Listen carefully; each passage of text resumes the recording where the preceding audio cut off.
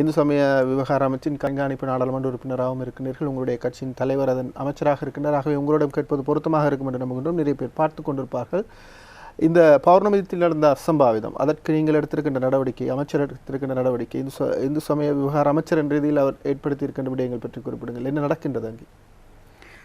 உண்மையிலேயே கடந்த ஓரிரு மாதங்களாக நாங்கள் தொடர்ச்சியாக காணுகின்றோம். திரு கேதீஸ்வரத்திலே ஒரு நிகழ்வு ஆரம்பித்து, அதன் பிறகு கன்னியா வெந்நீரூற்றிலே, அதன் பிறகு முல்லைத்தீவு நீராவியடி அந்த விநாயகர் ஆலயத்திலே என தொடர்ந்து சென்று நேற்றைய நாள் ஆகின்ற போது நுவரெலிய கந்தப்புலையிலும் இவ்வாறான ஒரு நிகழ்வு அரங்கேறி இருக்கின்றது.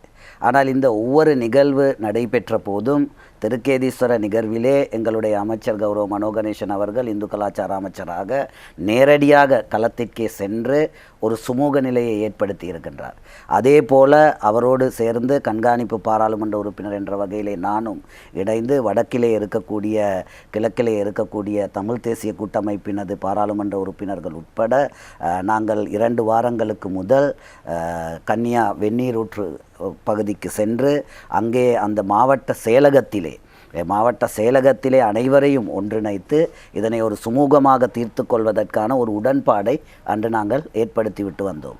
அதே போல் முல்லைத்தீவு மாவட்ட செயலகத்திலும் அந்த நீராவியடி பிள்ளையார் கோவில் தொடர்பாக ஒரு கலந்துரையாடலை செய்து ஒரு சுமூகமான ஒரு முடிவினை நாங்கள் எடுத்திருந்தோம். ஆனாலும் அதற்கு பிறகும் இங்கே இருக்கக்கூடிய உள்சக்திகளினது பிரதான ஒரு அரசியல், அவர்களினுடைய ஒரு தேவைப்பாடு அல்லது அவர்களினுடைய ஒரு அரசியல் நிகழ்ச்சி நிரல் இருக்கின்றது.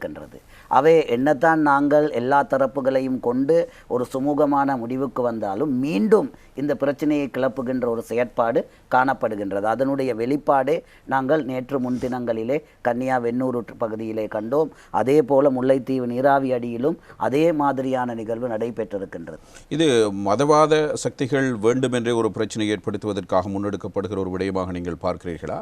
இல்லை என்றால் ஒரு குறிப்பிட்ட தரப்பினர் தங்களுடைய அரசியல் நிகழ்ச்சிகளுக்கு ஏற்ப இந்த மதவாத சக்திகளை பயன்படுத்தி இவ்வாறு ஒவ்வொரு இடங்களையும் மையப்படுத்தி இந்த பிரச்சனைகளை வெளிப்படையானது மைந்த சார்ந்த குழுவினர், மைந்தவோடு இருக்கக்கூடிய குழுவினர்கள் ஒரு மதவாத குழுவினரை தங்களுடைய அரசியல் தேவைக்காக பயன்படுத்தி கொள்ளுகின்றார்கள். அவர்கள் அரசியல் தேவைக்காக அவர்களை களமிறக்கி இருக்கின்றார்கள். இப்போது அந்த களமிறக்கப்பட்டவர்கள் ஊடாகத்தான் இந்த செயற்பாடு நடைபெறுகிறது.